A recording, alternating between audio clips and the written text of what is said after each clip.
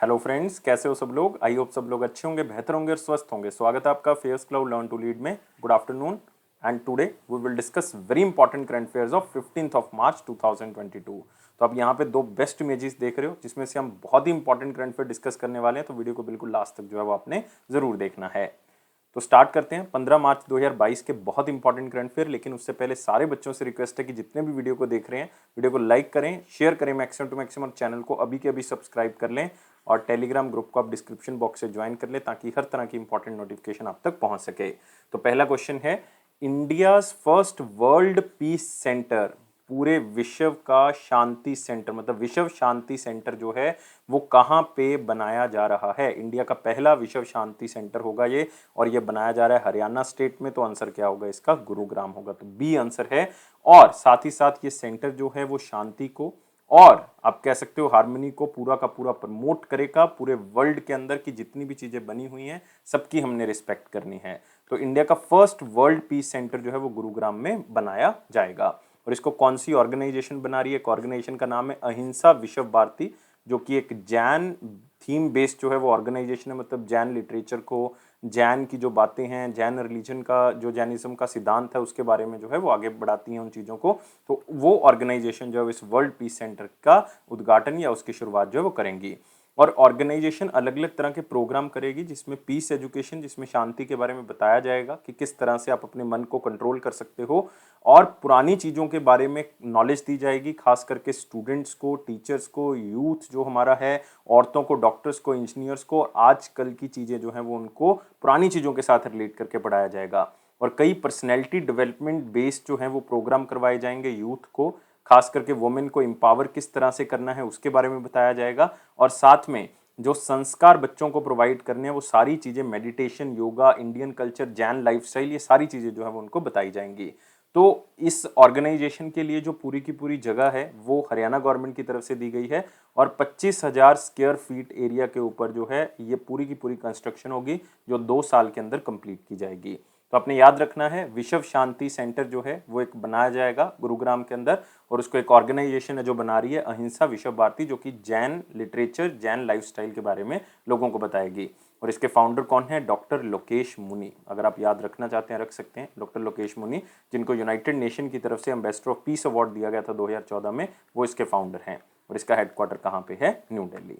इसी के साथ आते हैं अगले क्वेश्चन के ऊपर। Who became the first Singaporean, पहले ऐसे व्यक्ति जो सिंगापुर से हैं और साथ में फाइनेंशियल एक्शन टास्क फोर्स के प्रेसिडेंट जो हैं वो बनाए गए हैं। तो बहुत इंपॉर्टेंट क्वेश्चन, एक स्टैटिक क्वेश्चन है कि फाइनेंशियल एक्शन टास्क फोर्स ने जो है वो टी राजा कुमार, जो कि सिंगापुर से बिलोंग करते हैं, उनको प्रेसिडेंट जो है वो बना दिया गया है। और इनको कितने टाइम पीरियड के लिए अपॉइंट किया गया, 2 साल के लिए। और इनका टाइम पीरियड जो स्टार्ट होगा वो 1 जुलाई 2022 से स्टार्ट होगा, और कब खत्म होगा, 2024 में। तो आप यहाँ पे देख सकते हैं फाइनेंशियल एक्शन टास्क फोर्स के अंदर एक सिंगापुर के व्यक्ति टी राजा कुमार को यहाँ का प्रेसिडेंट जो है वो बनाया गया। तो पहली बार हुआ है कि सिंगापुर को प्रेसिडेंटशिप मिली है फाइनेंशियल एक्शन टास्क फोर्स की 2 साल के लिए। और टी राजा कुमार जो हैं वो सिंगापुरियन एडमिनिस्ट्रेटर हैं, जो कि सीनियर एडवाइजर भी रह चुके हैं मिनिस्ट्री ऑफ होम अफेयर्स के अंदर। इसको भी आप थोड़ा सा याद रख सकते हैं। और Singapore financial action task force का मेंबर जो है वो 1992 में बना था।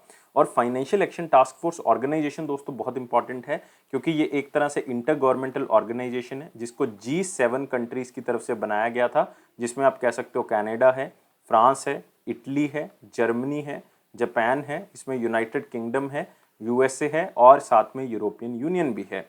तो इन कंट्रीज ने या इन ऑर्गेनाइजेशन और कंट्रीज ने मिलकर जो है इसको बनाया था, ताकि मनी लॉन्ड्रिंग को, जो पैसे इलीगल तरीके से दूसरी जगह पे भेजे जाते हैं, जो कि टेररिज्म फाइनेंसिंग में यूज होते हैं, उसको हम किसी तरह से रोक लगा सकें। और इसकी शुरुआत जो है वो 1989 में की गई थी, और इसका हेडक्वार्टर कहाँ पे है, पेरिस के अंदर। तो फाइनेंशियल एक्शन टास्क फोर्स के बारे में आपने जरूर याद रखना है। और साथ ही साथ जो बाकी ऑप्शंस देख रहे हो दोस्तों बहुत इंपॉर्टेंट है। जैसे सोनाली सिंह का नाम देख रहे हो आप यहाँ पे, इनको रिसेंटली एडिशनल चार्ज दिया गया था एक बहुत ही इंपॉर्टेंट पोजीशन का, जिसका नाम है CGA। CGA का मतलब है कंट्रोलर जनरल ऑफ अकाउंट्स का एडिशनल चार्ज किसको दिया गया, सोनाली सिंह को। राहुल बाटिया, इनको रिसेंटली मैनेजिंग डायरेक्टर अपॉइंट किया कि बहुत ही फेमस एयरलाइन जिसका नाम है इंडिगो, याद रखना आपने। एस किशोर अगेन बहुत इंपॉर्टेंट बोर्ड है हमारा, स्टाफ सिलेक्शन कमीशन, जो ग्रुप ए और ग्रुप बी के एग्जाम्स की बजाय सी और डी के एग्जाम्स को रिक्रूट करता है, क्योंकि ए और बी की जनरली रिस्पॉन्सिबिलिटी जो वो किसकी आती है, यूपीएससी की, और सी और डी या कुछ पोस्ट बी की जो है वो रिस्पॉन्सिबिलिटी किसको दी गई है, एसएससी को दी गई है, जिसको हम स्टाफ सिलेक्शन कमीशन कहते हैं। तो चेयरमैन कौन लगाए गए हैं, एस किशोर लगाए गए हैं। तो ये सारी चीजें आपने याद रखनी है। इसी के साथ आते हैं हमारा नेक्स्ट सेक्शन, जो कि है वेरी इंपॉर्टेंट क्वेश्चन सेक्शन। लेकिन वीडियो को लाइक करें, शेयर करें मैक्सिमम टू मैक्सिमम, और चैनल को अभी के अभी सब्सक्राइब कर लें, और टेलीग्राम ग्रुप को आप डिस्क्रिप्शन बॉक्स से ज्वाइन कर लें, ताकि हर तरह की नोटिफिकेशन आप तक पहुंच सके। तो इसमें पहला क्वेश्चन है, which city became the first south Asian city, ऐसा पहला शहर कौन सा बन गया पूरे साउथ एशिया के अंदर जिसने एक पूरा डिटेल्ड फ्रेमवर्क बनाया कि हम कार्बन एमिशन को जीरो पे ले आएंगे 2050 तक। और ऐसा पहला शहर बन गया है जो इस कमिटमेंट के ऊपर पूरा डिटेल फ्रेमवर्क दे रहा है कि 2050 तक हमने जो है वो कार्बन एमिशन को जीरो कर देना है, और ये शहर है हमारा मुंबई। तो आंसर क्या होगा इसका, डी होगा। तो मुंबई ने अनाउंस किया है कि 2050 तक हम जीरो आउट कार्बन एमिशन होंगे, मतलब बिल्कुल भी कार्बन एमिशन नहीं करेंगे, और ऐसा पहला शहर बन गया साउथ एशिया का जिसने इस तरह के टारगेट को रखा है। तो मुंबई ऐसा पहला साउथ एशियन शहर है। और मुंबई का टारगेट जो है वो इंडिया से 20 साल आगे है, क्योंकि इंडिया ने जो नेट जीरो कार्बन एमिशन का टारगेट है वो 2070 तक रखा है, क्योंकि United nation framework of climate change जिसकी मीटिंग जो है वो 2021 में हुई थी, जिसको हम COP26 भी कहते हैं, ग्लासगो स्कॉटलैंड के अंदर हुई, उसमें इंडिया ने अपना target net carbon zero emission का 2070 तक रखा है, लेकिन मुंबई ने ये 2050 तक रखा है। और इसकी मेन रिस्पॉन्सिबिलिटी जो है वो BMC की है, मतलब बृहन मुंबई म्युनिसिपल कॉर्पोरेशन की है, जिसने ये मुंबई क्लाइमेट एक्शन प्लान के ऊपर जो है वो पूरा का पूरा डिटेल्ड फ्रेमवर्क तैयार किया। और ये कमिटमेंट है कि हम क्लाइमेट के प्रति एक ऐसा शहर बना देंगे जिसका इफेक्ट जो है वो बिल्कुल भी नहीं होगा, मतलब क्लाइमेट का इफेक्ट जो है वो नहीं होगा। टारगेट कुछ छोटे भी रखे गए, जैसे 30% पहले रिड्यूस करेंगे कार्बन एमिशन, मतलब ग्रीन हाउस गैसेस को खत्म कर देंगे, या 30% तक कम कर देंगे 2030 तक, 44% तक कम कर देंगे 2040 तक, और बिल्कुल नील कर देंगे 2050 तक। ये बहुत बड़ी बात है जो इस तरह का फ्रेमवर्क तैयार किया गया है। और इस फ्रेमवर्क के अंदर जो है स्पेशली अमेंडमेंट्स की गई हैं सस्टेनेबल मैनेजमेंट के लिए, चाहे वो पानी से रिलेटेड हो, चाहे वो हवा से रिलेटेड हो, चाहे ट्रांसपोर्ट से रिलेटेड हो, ताकि जो 19 मिलियन रेजिडेंट हैं मुंबई के अंदर उनको जो है वो ये सारी चीज़ें स्वच्छ और बेहतर मिल सकें। और मुंबई ने शॉर्ट टर्म गोल्स रखे हैं ताकि डीकार्बनाइजेशन करने के लिए इलेक्ट्रीफाइंग पब्लिक ट्रांसपोर्ट यूज किया जा सके, जो कि सबसे बड़ा रोल प्ले करता है कार्बन को आगे बढ़ाने में, इन्वायरमेंट के अंदर कार्बन को बढ़ने का।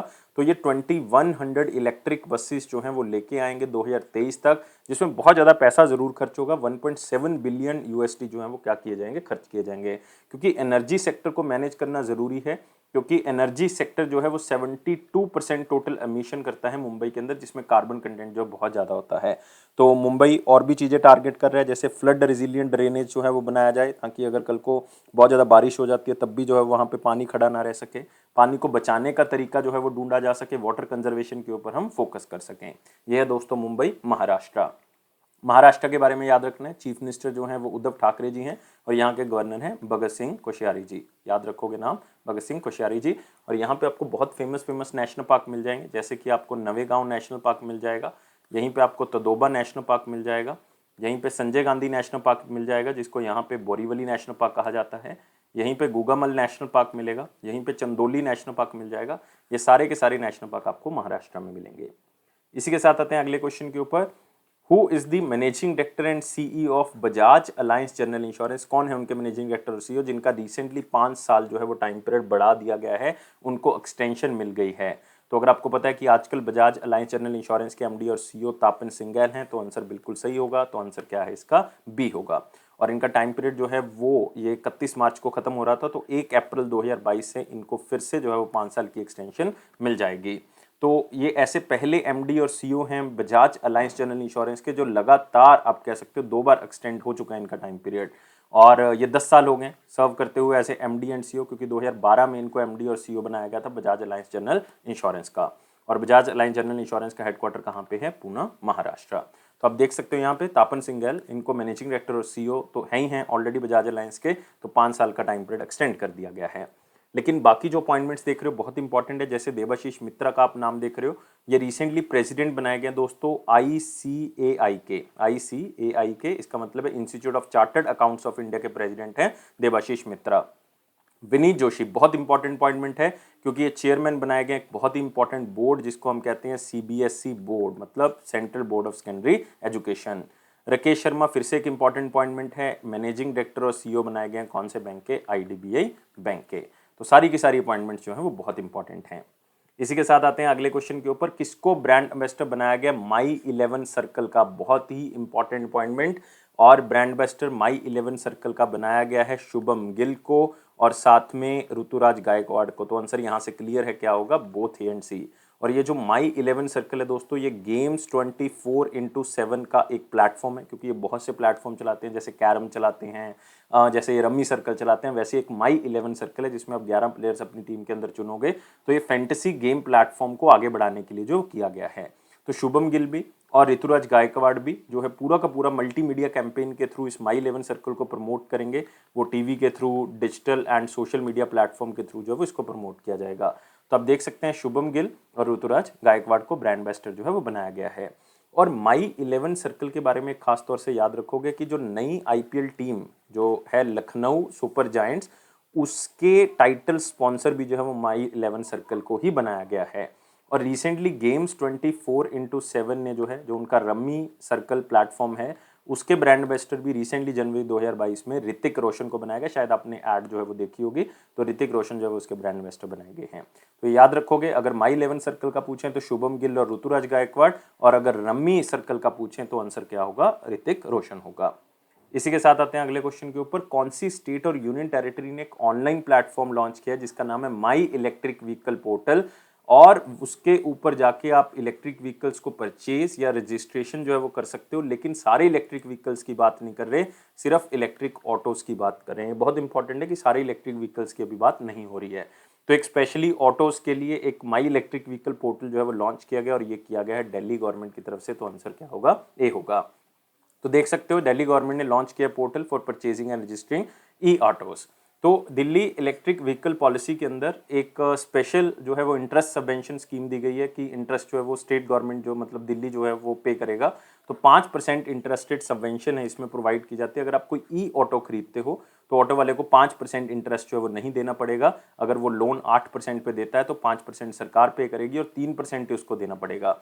और ये ऐसी पहली स्टेट या ऐसी पहली आप कह सकते हो यूनियन टेरिटरी है जो इस तरह की फैसिलिटी जो है वो प्रोवाइड कर रही है।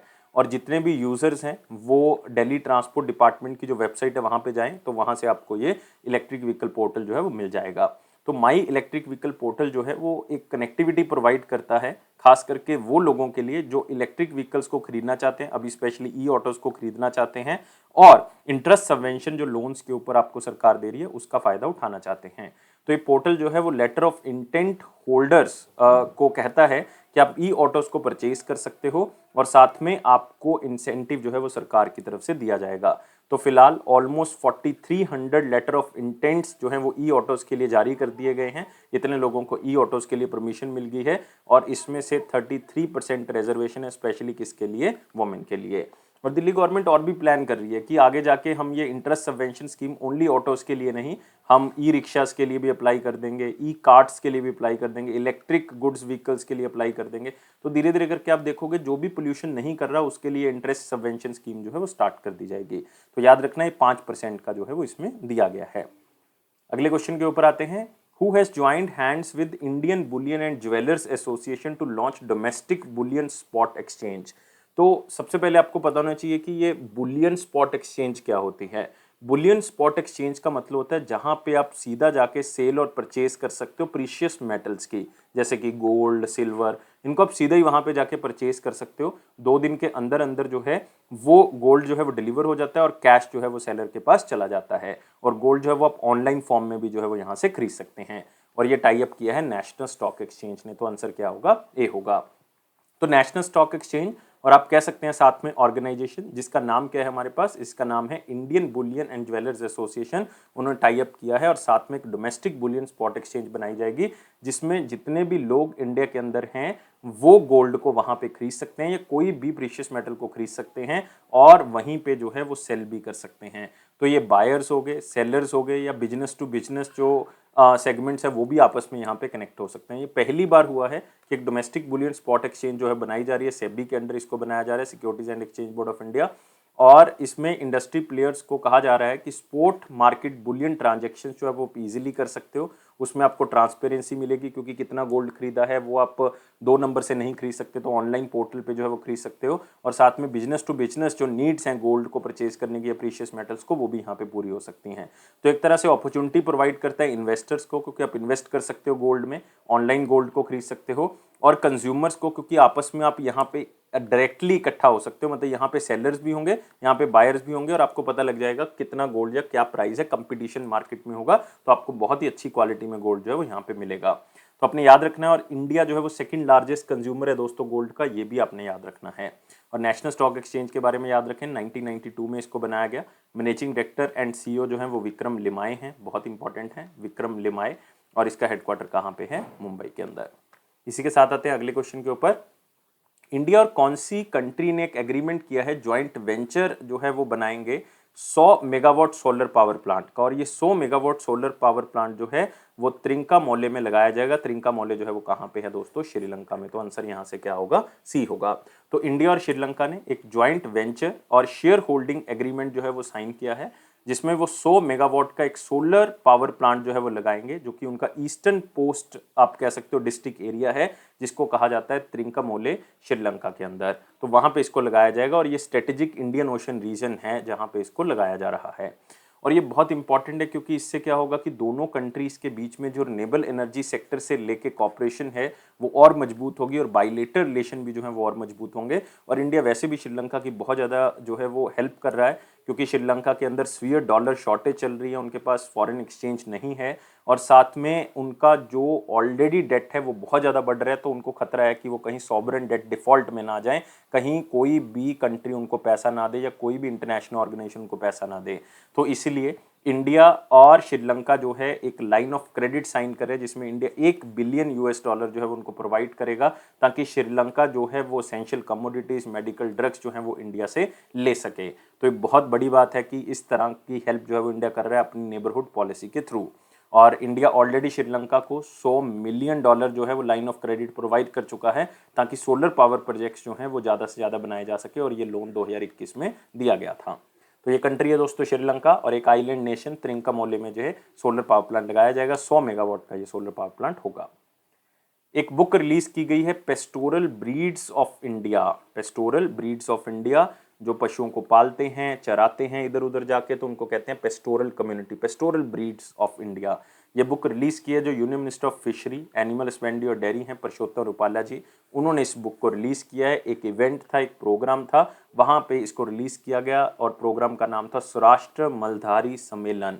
तो वहां पे इस बुक को रिलीज किया गया।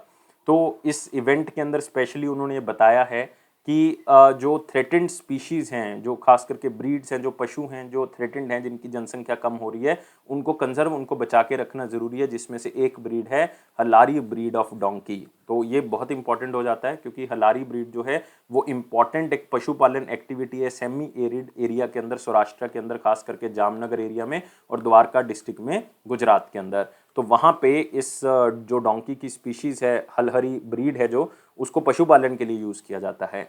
और 2021-22 में इनकी संख्या सिर्फ 439 रह गई थी, लेकिन 2015 में ये माना जाता है कि इनकी संख्या जो है 1200 थी। तो ये पता लग रहा है संख्या से कि एक थ्रेटेंड स्टेट में आ चुके हैं, खतरे वाले निशान पे आ चुके हैं, जिसमें इमीडिएट एक्शन चाहिए ताकि इनको बचाया जा सके। तो इस बुक के अंदर भी स्पेशली ये चीज़ें हाईलाइट की गई है। तो आप यहाँ पे बुक का नाम याद रखोगे, और ये याद रखना है कि किसके बारे में बताती है और ये बुक किसने रिलीज की है। थीम क्या है? इंटरनेशनल डे ऑफ मैथमेटिक्स 2022 का, बहुत इंपॉर्टेंट है इंटरनेशनल डे ऑफ मैथमेटिक्स 2022। और इसको कई जगह पे जो है वो पाई डे के नाम से भी सेलिब्रेट किया जाता है, बहुत इंपॉर्टेंट है। और पाई की वैल्यू होती है 3.14, याद रख सकते हो, अप्रॉक्सीमेट वैल्यू जो है वो 3.14 होती है। तो इसको 3/14 मतलब 14 मार्च को जो है वो सेलिब्रेट किया जाता है, मतलब 14/3 मतलब 14 मार्च को सेलिब्रेट किया जाता है। और इसका मेन मकसद यही है कि मैथमेटिशियंस को सेलिब्रेट किया जाए, और जो मैथमेटिक्स और किस तरह से मैथ्स जो है वो हर तरह के सब्जेक्ट, फील्ड और आइडियाज़ को कनेक्ट करके रखता है, उसको जो है वो सेलिब्रेट किया जा सके। और थीम है मैथमेटिक्स यूनाइट्स, तो आंसर क्या होगा इसका? बी होगा। और ये जो थीम है, ये एक ग्रेजुएट स्टूडेंट है यूनिवर्सिटी ऑफ ओटावा की, उन्होंने इसको प्रपोज किया था कि ये थीम जो है वो होना चाहिए। और क्या आपको पता है कि पहली बार इंटरनेशनल डे ऑफ मैथमेटिक्स कौन से ईयर में मनाया गया? ये दोस्तों 2020 में मनाया गया, 14 मार्च को। तो मैं आपको पहले ही बता चुका हूँ, कई कंट्रीज जो हैं वो इसको पाई डे के नाम से सेलिब्रेट करती हैं, क्योंकि पाई की वैल्यू जो है वो 3.14 होती है।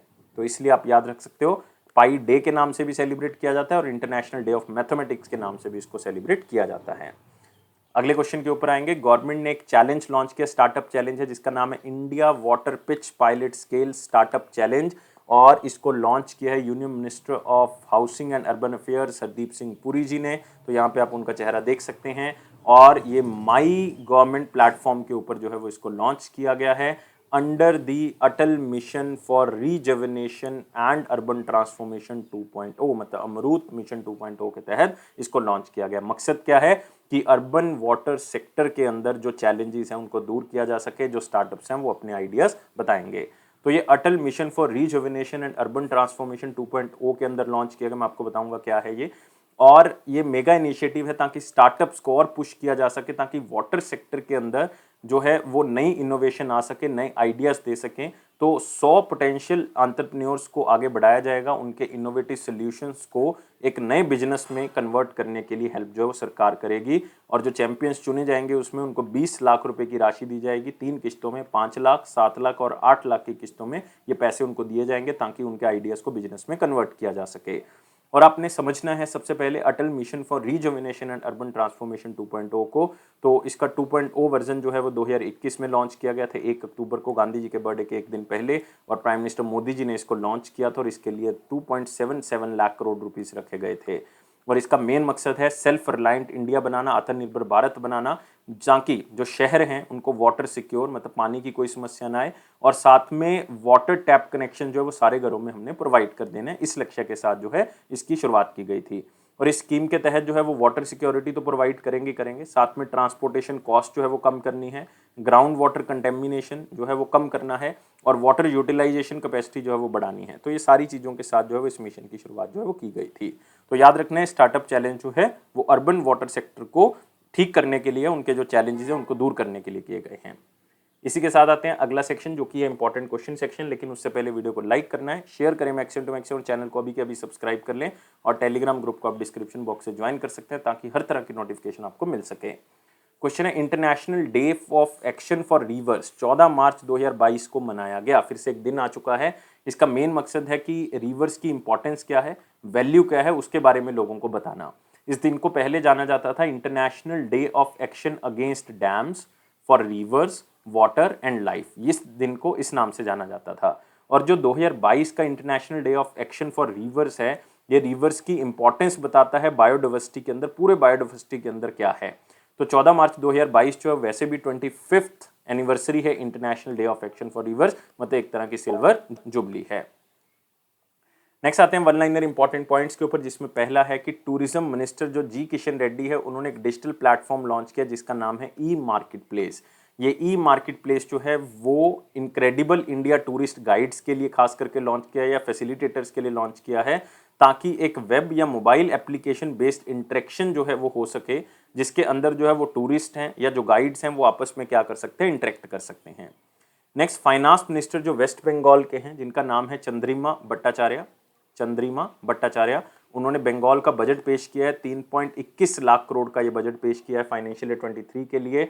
और इसकी खास बात क्या है कि ये रिन्यूएबल एनर्जी के ऊपर ज़्यादा फोकस कर रहा है, क्योंकि स्पेशली इसमें एग्जाम्पशन दी गई है, छूट दी गई है रजिस्ट्रेशन फीस के लिए और रोड टैक्स 2 साल के लिए। अगर आप बैटरी ऑपरेटेड कोई इलेक्ट्रिक व्हीकल खरीदते हो, या सीएनजी व्हीकल खरीदते हो, या 2 व्हीलर या 4 व्हीलर खरीदते हो कोई इलेक्ट्रिक ऑपरेटेड, तो आपको जो है ये 2 साल का रोड टैक्स जो है वो नहीं देना पड़ेगा, रजिस्ट्रेशन फीस जो है वो नहीं देनी पड़ेगी।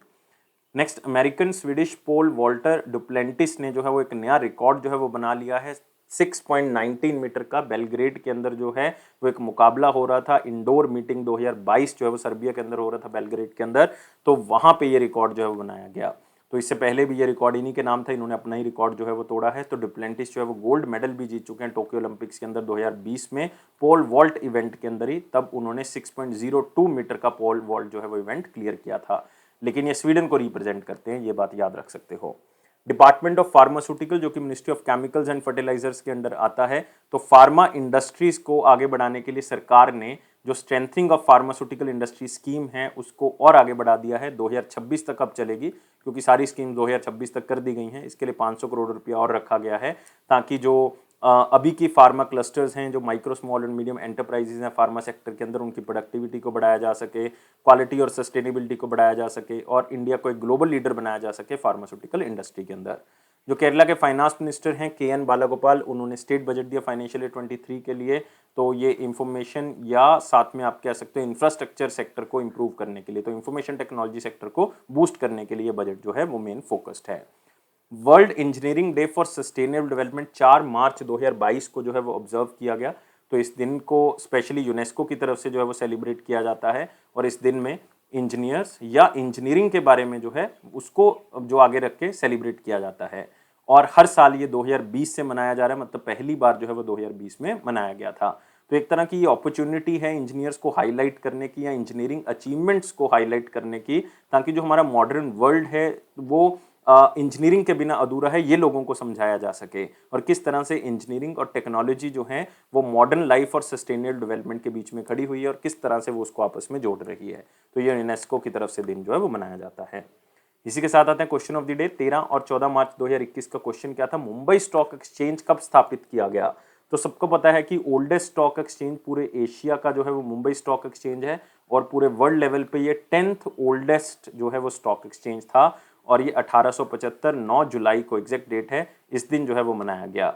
और क्या आपको पता है कि 1875 में इसको एक कॉटन मर्चेंट प्रेमचंद रॉयचंद ने बनाया था? याद रख सकते हो आप नाम, प्रेमचंद रॉयचंद ने इसको बनाया था, जो कि एक राजस्थानी जैन बिजनेसमैन है। तो उन्होंने इसकी शुरुआत की थी। लेकिन करंटली चेयरमैन जो है वो इसके जस्टिस विक्रमजीत सेन हैं, जस्टिस विक्रमजीत सेन, और इसके MD और CEO जो हैं वो आशीष चौहान हैं, आशीष चौहान, याद रख सकते हो आप। इसके साथ आते हैं question of the day. Human development index जो है वो किसने स्टार्ट किया था, मतलब ये वर्ड जो है वो किसकी देन है? तो आपने मुझे वो इकोनॉमिस्ट का नाम बताना है, लेकिन आंसर आप मुझे कमेंट बॉक्स में बताओगे, मैं आपके आंसर का वेट करूंगा। लेकिन वीडियो को लाइक करें, शेयर करें मैक्सिमम टू मैक्सिमम, चैनल को अभी के अभी सब्सक्राइब कर लें और टेलीग्राम ग्रुप को अपने डिस्क्रिप्शन बॉक्स से ज्वाइन कर लेना और इस बेल बटन को प्रेस कर दो ताकि हर तरह की नोटिफिकेशन आप तक पहुंचती रहे। और इस वीडियो को देखने के लिए बहुत बहुत शुक्रिया। ये अफेयर्स क्लाउड का प्रॉमिस है कि आपके कॉन्फिडेंस को जरूर बूस्ट करेंगे। लेकिन दोस्तों एक रिक्वेस्ट है आपसे कि आप लाइफ को बहुत ज़्यादा सीरियस नहीं लोगे, हमेशा खुश रहोगे स्माइली की तरह, ताकि जीवन जो है वो अच्छा निकले। Thank you guys, take care and bye bye.